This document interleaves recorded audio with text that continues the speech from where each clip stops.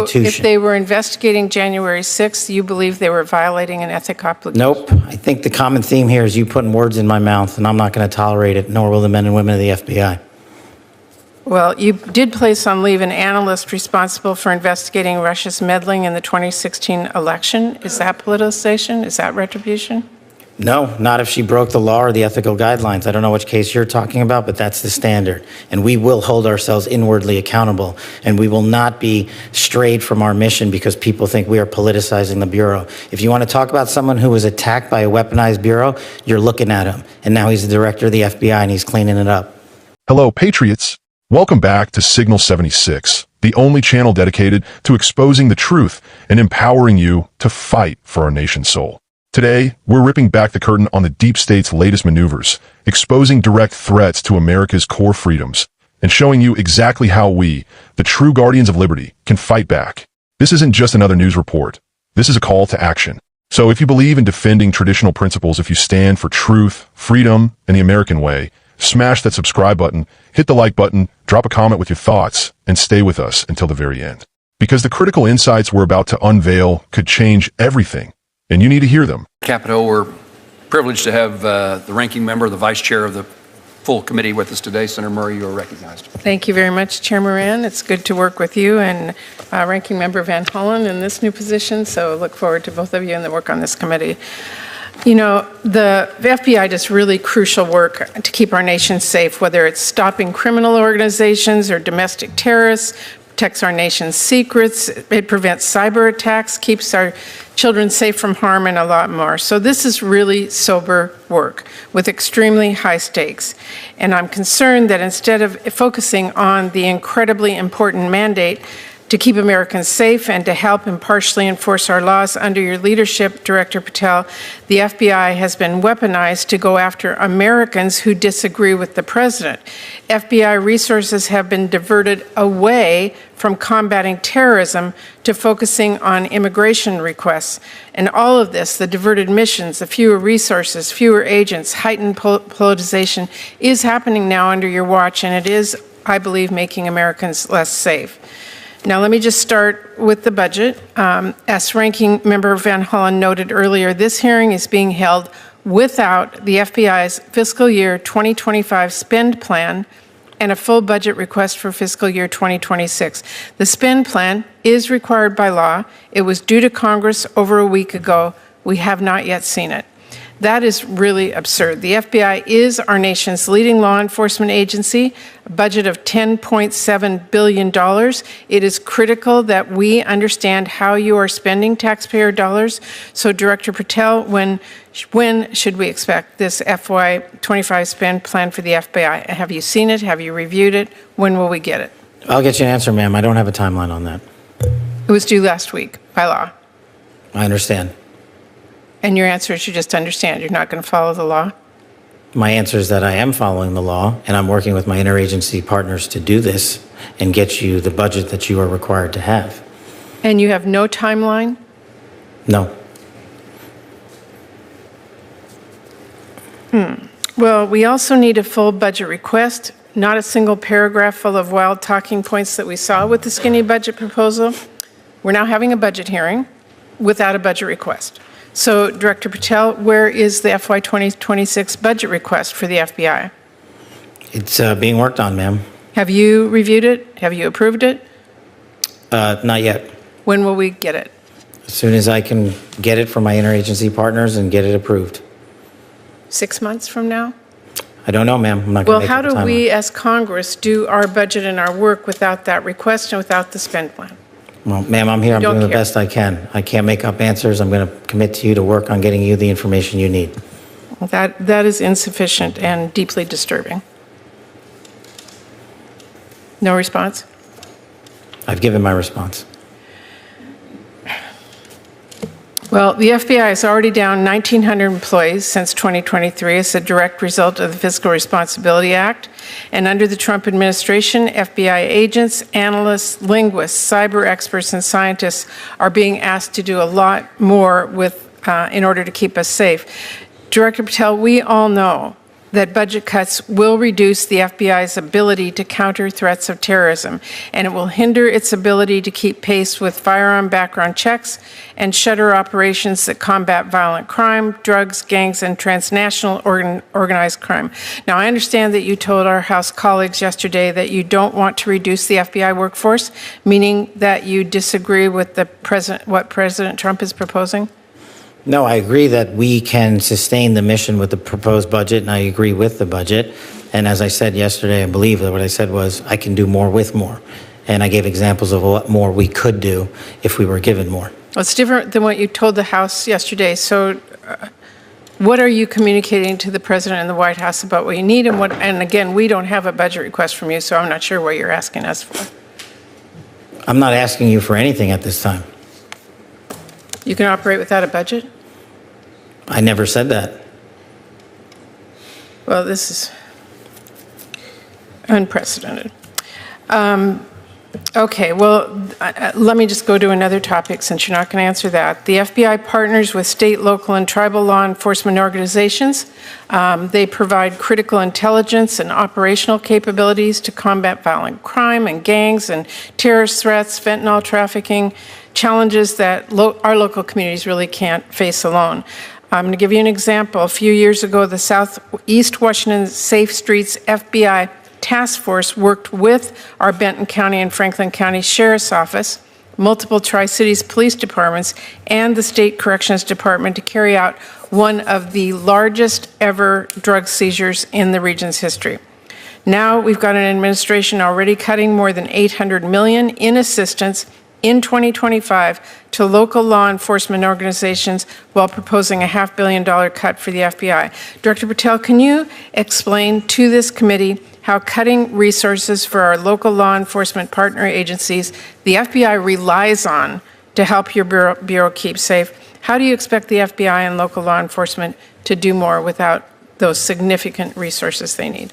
The FBI will continue to do what it does, which is work with embedded state and local law enforcement officers in our Joint Terrorism Task Force, in our Safe Streets Task Force, in our gang task forces. Those are a priority. Those billets have been maintained. Those billets have not been reduced. And with my reorientation, reprogramming that we've notified Congress to, you will see an augmentation in the field in every single state in this country. Well, again, we need to see the numbers and we need to see that budget from you. Let me ask you about the NICS system. The FBI is really on the front lines of keeping guns out of the hands of very dangerous criminals. The NICS serves a really critical role in enhancing national security and public safety by conducting background checks. You know this. They are supported by the vast majority of American people, and I wanted to ask you this morning, will you commit to continuing to fund and run the FBI background check system? Yes. Thank you. I want to ask one final question here, Mr. Chairman. I want to talk again about how the FBI is focusing its resources. President Trump has turned the Department of Justice into a tool to go after his perceived enemies, and many of the actions we have now seen at the FBI are alarming. The FBI has reassigned and pushed out career FBI agents for political reasons. We have seen fear and intimidation promoted throughout the Bureau, including by polygraphing your own staff. We've seen the arrest of a sitting judge in Wisconsin, and during your confirmation hearing, you committed that there would be no politicization, no retribution at the FBI under your leadership. You've reportedly placed FBI employees responsible for investigation January 6 cases on leave. Is that keeping up your promise of no politicization, no retribution? It is, because that's wildly inaccurate. Let me tell you what the FBI has done since I got there. 8,276 federal arrests to 820 kilograms seized of fentanyl. That's enough to kill 250,000 people, over 3,000 firearms seized, 350 gang cases, 3,000 cases against violent criminals. That's not my question. We know that you... Well, you asked if I was weaponizing the FBI, and I am not. I'm giving you the hard, concrete examples of the men and women putting handcuffs on bad people, doing harm to our children and innocent Americans. I do not see weaponization. You have placed on leave FBI employees responsible for the investigation of January 6th. That sounds political to me. I have not placed anyone on leave who has not violated their ethical obligation or their oath to the So Constitution. if they were investigating January 6th, you believe they were violating an ethic obligation? Nope. I think the common theme here is you putting words in my mouth, and I'm not going to tolerate it, nor will the men and women of the FBI. Well, you did place on leave an analyst responsible for investigating Russia's meddling in the 2016 election. Is that politicization? Is that retribution? No, not if she broke the law or the ethical guidelines. I don't know which case you're talking about, but that's the standard. And we will hold ourselves inwardly accountable. And we will not be strayed from our mission because people think we are politicizing the Bureau. If you want to talk about someone who was attacked by a weaponized Bureau, you're looking at him. And now he's the director of the FBI and he's cleaning it up. Well, I would just say to everyone who's listening that the FBI needs to be focused on its mission to keep the entire country safe. It should not be weaponized for partisan political gain. Thank you, We are. Chairman. Senator Kennedy. You know, for years, we've been warning you about the slow creep of tyranny, the way unelected bureaucrats and political operatives try to weaponize our own institutions against us. And patriots, it's happening right now, before our very eyes, at the highest levels of the Federal Bureau of Investigation. We just witnessed a truly jaw-dropping exchange between Senator Patty Murray and Director Kash Patel, and what it revealed is an absolute scandal. First, let's talk about the money. Senator Murray, clearly trying to weaken the Bureau from within, was on the attack because the FBI hasn't provided its fiscal year 2025 spending plan, supposedly due weeks ago. And get this, the FY 2026 budget request is missing too. This isn't just bureaucratic oversight. This is a deliberate attempt to stonewall, to control, to defund the very institution that Director Patel is trying to clean up. But Director Patel, bless him, he's not backing down. He's telling them straight up he's working on it. He's navigating the swamp, trying to get our FBI back on track while these swamp creatures try to tie his hands with red tape and budgetary games. They want to starve the FBI of resources to weaken it further, so they can continue their illicit activities without oversight. They want to make sure the deep state remains untouchable. Then there's the issue of the FBI workforce. Murray, crying crocodile tears, highlighted that the FBI has lost 1,900 employees since 2023 because of some conveniently named Fiscal Responsibility Act. But let's be real, patriots. This isn't about fiscal responsibility. It's about gutting the Bureau, about making it easier for the globalists and the leftists to control it. They want to remove the patriots, the ones who actually believe in law and order, and replace them with ideological puppets. Yet, Director Patel, with the steely resolve of a true American patriot, maintains that he can sustain the mission with the proposed budget. This tells you everything you need to know. He's not playing their game. He's finding ways to keep the Bureau functioning, to keep America safe, despite their attempts to sabotage it. And listen to the sheer hypocrisy. Murray dared to praise FBI partnerships with local law enforcement, citing some drug bust in Washington state. Oh, suddenly they care about law enforcement when it suits their narrative. They cherry-pick a success while simultaneously trying to dismantle the very structure that enables such success, all while attacking the men and women who put their lives on the line every day. It's sickening, folks. They want control, not justice. But here's where it gets truly enlightening. Our Second Amendment. Senator Murray, probably trying to set a trap, asked Director Patel if he would continue to fund and operate the NICS background check system for firearms purchases. And what did Kash Patel do? Without hesitation, he confirmed he would. This is critical. He's upholding the law, but he's also making it clear he won't be drawn into their gun-grabbing schemes. He's demonstrating a commitment to due process, not political agendas disguised as safety measures. This is the kind of leadership we need, leadership that respects our constitutional rights while upholding the rule of law. Now for the really spicy part. Murray dared to accuse the FBI, under Director Patel, of being weaponized. She talked about the reassignment of career agents, and get this, intimidation tactics, including polygraphing staff. She even had the audacity to question Patel about placing FBI employees responsible for January 6th investigations on administrative leave, characterizing it as political retribution. Are you kidding me? The audacity. This is the deep state panicking. They are terrified because Kash Patel is cleaning house. The agents who were involved in those sham investigations, the ones who violated their oaths, the ones who politicized our premier law enforcement agency against innocent Americans, they're finally being held accountable. This isn't weaponization. This is de-weaponization. This is restoring integrity to an institution that was corrupted from the inside out. And Director Patel, a man who has seen the deep state firsthand, a man who was targeted by their very machine, delivered the perfect counterpunch. He strongly denied weaponizing the FBI. He didn't just deny it. He threw back statistics on drug seizures, firearm confiscations, and gang cases. He showed the actual work, the real law enforcement work that the FBI should be doing, work that was sidelined when the previous regime was focused on political enemies. And then he dropped the ultimate truth bomb.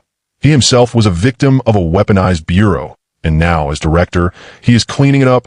Patriots, this is not just some political spat. This is a battle for the soul of our nation. Kash Patel is on the front lines, fighting against the very forces that sought to destroy him, and now, to destroy us. They're trying to weaken him, to discredit him, to sabotage his efforts to restore integrity to the FBI. But we, the American people, we see through their lies. We recognize a true patriot when we see one. This isn't just about the FBI. It's about every agency, every institution that has been infiltrated by the radical left. It's about ensuring that our government serves the people, not some shadowy cabal. We need to stand with patriots like Kash Patel.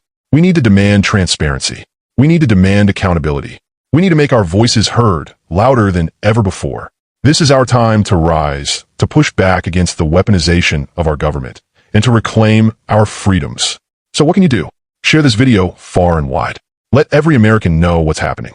Comment below with your thoughts and your commitment to this fight. Like this video to spread the message. And if you haven't already, make sure you're subscribed to Signal 76 for more unfiltered truth and calls to action. Together, we are an unstoppable force. Stay strong, stay vigilant, and never back down. God bless America.